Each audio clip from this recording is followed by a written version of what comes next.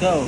Okay, so the next thing to do is, since na we have successfully created the procedures for managing a leave for a manager and applying for a leave in the case of a staff, we are now going to create a portal wherein in this portal naman mag-log in si user. Either si user ay si manager or si staff, kailangan nila mag-log in. However, ang catch is that kailangan nila or need nila yung tamang password at username nila para may access sila na makapag-apply ng leave, or kaya kung manager sila, may access sila na makapag-manage ng mga leave ng kanilang mga applicants or kanilang mga staff. Okay? So, we're first going to begin with the portal of a manager. Okay? So, of course, in a portal, we need to know the username, or kailangan ni user or kailangan ni manager i-type yung username niya at yung tamang password. So, enter username. Enter username, and then we're going to store it inside the string. Username is equals to input dot next string or line. Okay, so there we go. The next thing to do is we're going to ask the user naman yung password ng kanyang account doon sa portal, and we're going to create a statement asking the user what is the password exactly, and then we're going to store the data inside a variable named password as well. And then we'll just equate it to input dot next line, kasi string yung ginamit. Once again, string yung ginamit natin. Okay, so now yung data na yun, yung username na tinype at yung password na tinype ni manager, dapat magmamatch siya sa password at username na manually nating ilalagay or i-create. So let's say gumawa tayo ng username at password para sa manager na yon, at yung kanyang username is manager, yung kanyang password naman is manager.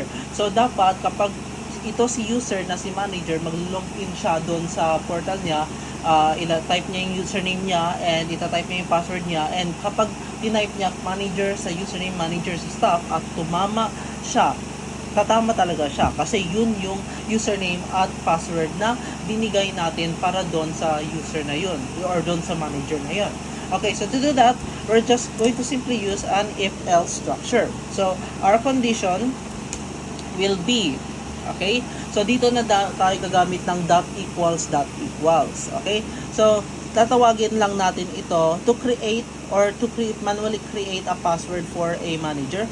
We're first going to call the variable name username. So we'll just call that. We're just going to write here username, or you can just copy and paste it. Pero dapat kailangan tama yung spelling at yung lowercase at uppercase niya. The next thing to do is we're going to use the .equals. So here in the .equals, after ng .equals, gagawa tayo ng panibagong parentheses with two double quote. So now, this is where we are now going to create we're going to manually create a username for that specific manager or user. Okay, and to make it simple, we're just going to make the username for that user as manager, and then gagawa tayo ng AND operator, and then i-call natin itong password. So yung password na ilalagay ni manager is dapat equal siya doon sa isinet nating password para sa kanya, and yung password is manager din. Okay, so the next thing to do is we are now going to use a while loop. Okay, so while true. Okay, so inside this while loop, what we are going to do is we're going to give all the choices. So let's say for example, natulat niya nga or na-type niya nga yung tamang password at na-type niya nga yung tamang username niya. So meron na siyang access dito sa ating manager menu, kasi itong portal na to pang manager to. Okay, so this will just create a header named manager menu. Okay, so may access na siya. So, i-design na lang natin to.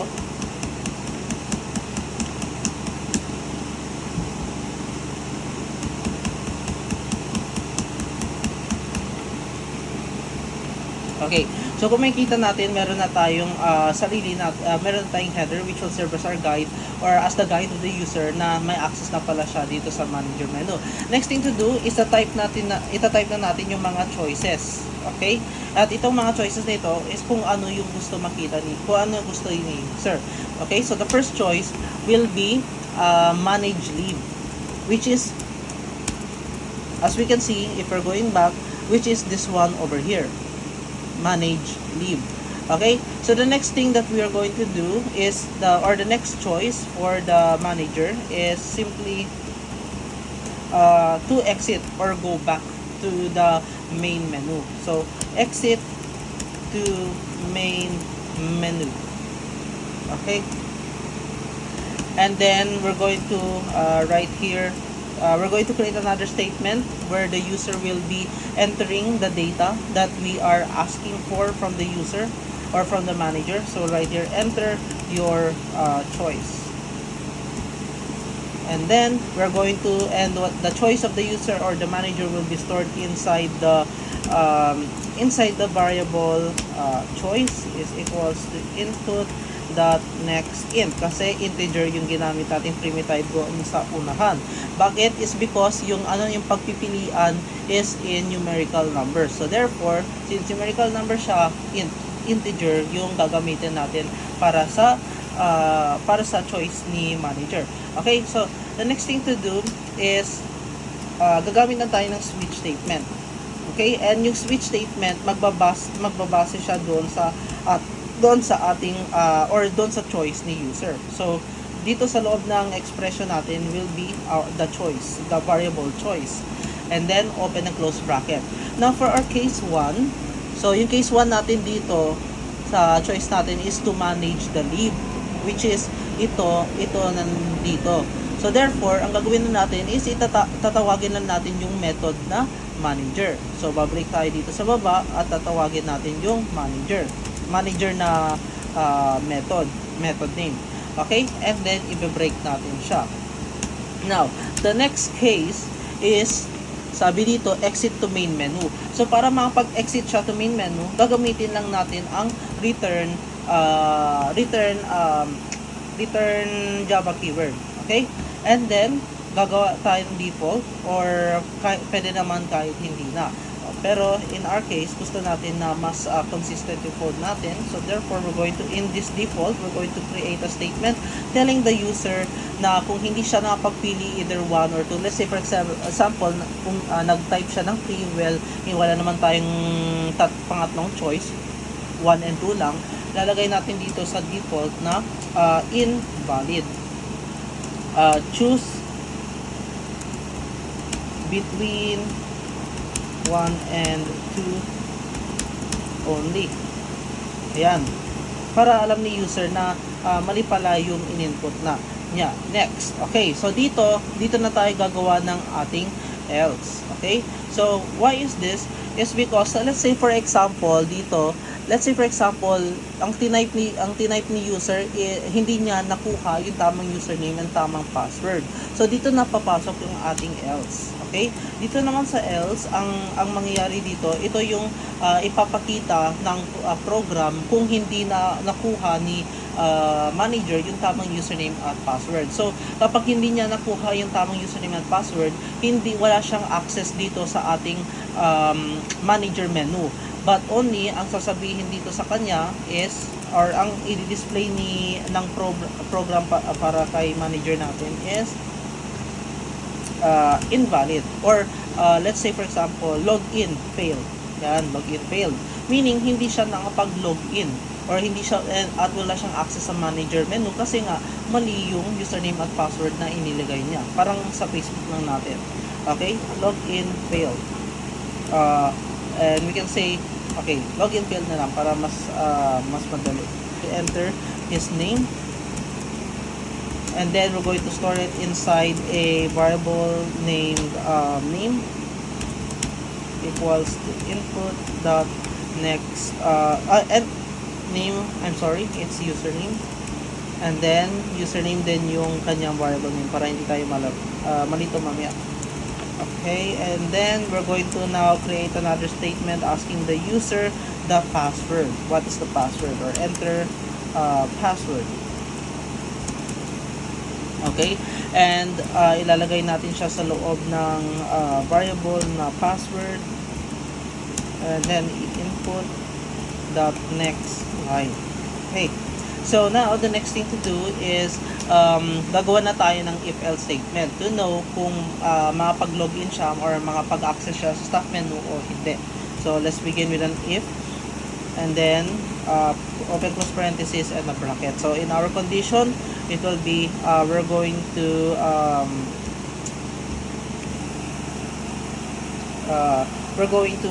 write or use the username over here, username, and then paste, and we're going to use the dot equals, and then we're going to create the username or the specific for the stuff, and that username will be just simply name stuff, or we could change it to anything we'd like, but the only thing is that dapat makuha ni staff yung tamang username or na sinet natin. Okay, and then kunin lang din natin itong password, and then ilalagay lang natin dito, and then dot equals, and then gagawa tayo manually ng password which is staff na rin. Okay, so now since let's say for example na nakatama siya dito sa staff, however mali yung in-input niyang password, ang mangyayari hindi pa rin siya makakapag-login or makaka-access doon sa staff menu is because gumamit tayo ng and operator. Kapag sinabing and, it means both must be true. Yung username at yung password must be true. Kung ginamit natin or, yung or operator, pwede pa. Kaya kung may mali na isa pero tama naman yung isa pa, then pwede makapag-access pa siya or makapag-login siya. However, in this case, since gumamit tayo ng and operator, meaning kahit tumama siya sa isa pero mali naman yung isa pa, hindi siya maka-access doon sa kanyang staff menu. Okay, so let's say for example nakatama siya, tama yung nalagay niyang credentials, so we're going to use the while loop, and then inside this while loop we're going to create a header telling the user that this is the staff menu. Okay, since na-login na siya successfully, ito yung i-display ni program.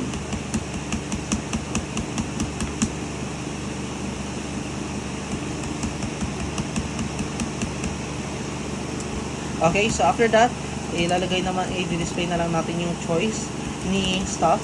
Yung unang choice niya is apply leave. Kung kailan niya, this is because, syempre, yung leave na yun, isasubmit yun para masubmit yun dun sa manager. And then the next choice of inside the staff menu will be exit to main menu ulit. Exit to main menu. And then end with a semicolon. Okay. So the next thing to do is we're going to create a statement for the choice kung saan ilalagay ni user yung kanyang napili doon sa staff menu. So sulat natin dito, enter your choice. And then ilalagay natin yung choice na yun dito sa loob ng variable choice. Okay, and then equals to input dot next int, kasi int yung primitive data type at yung pagpipilian ni user ay numerical numbers. Okay, and then gagawa naman ulit tayo ng switch structure. Yung switch structure natin naka-base doon sa choice ni user kung gusto niya mag-apply for a leave or to exit the main menu. And then yung case 1 natin, since gusto niya mag-access doon or mag-apply ng leave, babalik tayo dito, yung ilalagay na lang natin, ito yung tinutukoy na apply leave, so tatawagin natin yung method name ng static method staff. Okay, and ilalagay lang natin dito or i-call lang natin, and with a semicolon, and then i-break natin siya para mag-stop yung program para hindi tuloy-tuloy. And then the next thing to do is gusto niya mag-exit to the main menu, edi ilagay lang natin yung return keyword. And then yung default naman niya, so let's say for example, si user nag-enter siya ng 3, which is wala namang 3 sa ating staff menu. Lalagay dito na invalid. Choose between 1 and 2 only. Okay, then the next thing to do is paano naman kung hindi ni staff yung tamang username at password. So dito na papasok si else, and then ay lalagay natin dito para aware si user or aware si staff na mali pala yung kanyang nailagay. So ilalagay natin dito login failed. Yan.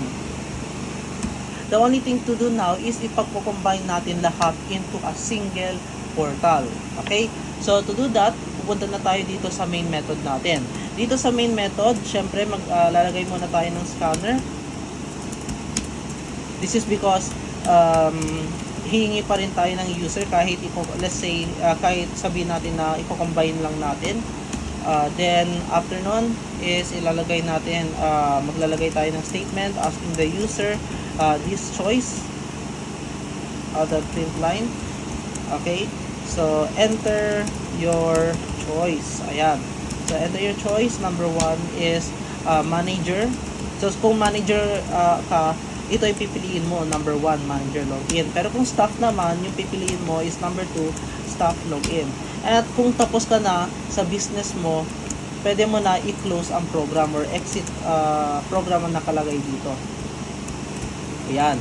And then, kung ano yung choice na napili ni user, i-store natin siya dito sa variable option. And then, input dot next int, kasi int yung primitive data type natin. And then, gagawa tayo ng sarili nating switch statement. And then, mag-base siya doon sa option variable natin. And then, inside here, our case 1. So, yung case 1 natin dito, sabi that manager login siya. So, therefore, tatawagin natin yung method ng manager login, which is ito. Sulat natin manager login, all in lowercase. And then, i-break natin siya para hindi siya magtuloy-tuloy. The next thing to do in our second case is staff login. So, tatawagin natin yung method ng staff login natin, which is nandito. And then, ita-type na lang natin or pwede naman natin siya i-copy-paste. And then, i-break na rin natin. Okay, so the last thing to do is yung exit program. So, ngayon, aalis tayo sa switch statement. Yung structure naman na to is if. Okay? So, ilalagay natin dito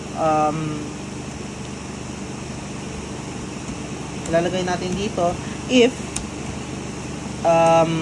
itatawagin natin yung option na variable if option is equal to 3. So kung 3 yung napili ni user, which is over here, so syempre isusulat niya yung numerical number 3, ito yung lalabas. Okay, system.out.println closing the program.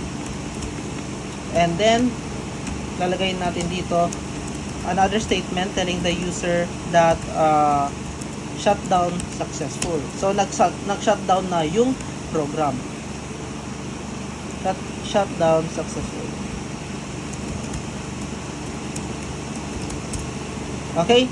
Then para hindi na siya ulit mag-ulit-ulit or hindi na siya paulit-ulit na magpapa-enter ng choice or hindi pa ulit-ulit na lalabas yung enter your choice sa console or sa program natin, ang gagawin natin or ang gagamitin natin is yung break statement.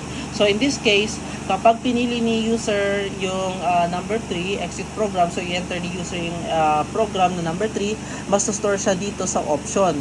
And then, pupunta siya dito sa if structure natin na kung saan nakastore yung yung data ni user, which is number 3, sa loob ng variable na to. And sabi dito, if the option is equals to 3, then ira-run niya to. Okay? Otherwise, walang mararan. Okay? Kung pumili siya ng ibang number aside from 1, 2, and 3, walang mararan. Okay? So, ganun lang siya kadali. Ngayon, lalagyan na lang natin ng design ang ating program para mas maganda siyang tingnan. Okay, so now we are done with done designing our final Java encapsulation for the leave management of a manager and the staff. So the additional thing that we did is we created a portal for them to log in and to apply for a leave or to manage leaves. Okay, so now let us run the code and see if everything is working. So first of all, we are here in our main menu. In our main menu, it's asking us what do we want or what do we want to choose. Yeah, kung let's say for example, manager tayo, so number 1 yung pipiliin natin. Okay, so i-type natin dito number 1. So ita-type natin yung username. Okay, manager. However, yung password, tinype natin na, let's say for example, yung password nakalimutan natin, tinype natin staff. So, ang lalabas dito ay login failed. This is because ano siya, mali yung username at password na nilagay mo. So, babalik ulit siya dito sa main menu. Okay? Hindi ka niya i-allow na ma-access yung manager menu mo. Okay? Or, kasi your login was failed. So, ulitin natin, manager login. Ngayon, i-type na natin yung tamang username at password at sabi dito, login successful. And hindi na siya bumalik sa main menu. But instead, bumalik na ngayon, dumiretso naman siya ngayon sa manager menu. Na unlike dito sa una natin, dahil login failed siya, bumalik siya sa main menu. But this time, nung nag-successful login natin, na-access na natin yung manager menu. So, let's say for example, magmamanage na tayo ng leave ng ating mga staff. So, yung una, staff natin na nag-apply for a leave, if si Mr. De La Cruz nga, and then yung date kung kailan siya mag-leave is on 31, and then the date kung last siya nag-work is on, let's say, June 10, and then yung reason ng kanyang leave is sakit. Okay? And then, ang lalabas dito is leave approved. Yung leave approved is because 31 minus 10 is na-meet niya yung total number of days na dapat nagtatrabaho si Mr. De La Cruz, which is more than 20. So therefore, papayagan natin siya na mag-leave on the 31st of June.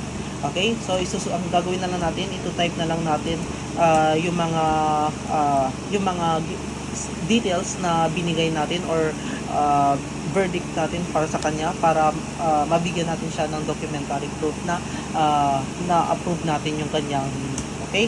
The next, dito, nung tinype natin approve, lumabas na yung check leave status or which serves as a documentary proof or pwede natin isipin na para itong resibo or as a proof na pinayagan natin siya na mag-leave. Okay, so after nun, bumalik siya sa manager menu. So since, let's say for example, wala na tayong asikaso yung leave ng ating mga staff, so babalik na tayo sa main menu, pipiliin natin yung number 2. So pagpili natin yung number 2, bumalik na siya sa main menu. Okay, so let's say for example, staff naman tayo. So yung username na nalagay natin is staff and then staff. So ang mangyari dito, magpe-fail siya kasi capital letters. Yung ginamit natin or yung sinet natin password is on lowercase letters. So, lalagay natin dito staff in lowercase and staff lowercase password. So, makikita natin login successful na at meron na tayong access sa staff menu. Dito sa staff menu, yung unang choice natin is to apply leave. So, mag-apply tayo ng leave, ilalagay natin yung pangalan natin bilang isang staff. So, let's say Fernasio, and then yung date kung kailan ko gusto mag-leave is on the 31st of 2024. And then, yung reason is because, let's say, I'm going on a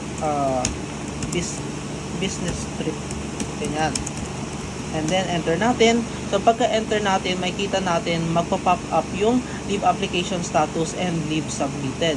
So, under this leave application status, which serves as our documentary proof na nakapag-apply na tayo for a leave, ang lalabas dito na leave status natin is pending. This pending pa lang kasi sinubmit pa lang natin yung ating application. Meaning, hindi pa siya na-approve nor na-reject. kasi in the process pa lang or processing pa lang yung ating application leave. Pero we already have a proof or documentary proof na meron na tayong or napag-apply na tayo for a leave. Okay? And after nun, babalik ulit siya sa staff menu natin. And then, exit tayo staff menu. So, let's say for example, wala na tayong gagawin. Tapos na tayo sa business natin sa portal. Ang gagawin is, papatay na natin yung program. So, ipatype natin yung number 3. At pagka-type natin yung number 3, ang lalabas ay closing program and shutdown successful.